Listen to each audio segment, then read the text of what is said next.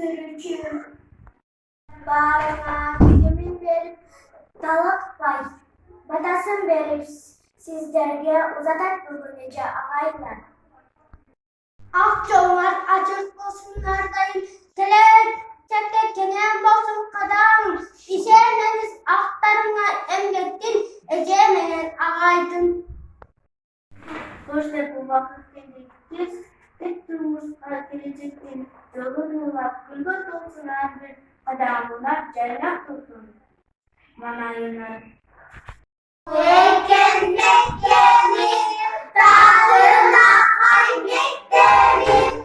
Arbiyanı bir ömür havay yüreğim. Darbiyanı bir ömür havay yüreğim. Kolda balık defterim, açık gidip defterim. Canım olup kuşunca, can dersi görmekterim.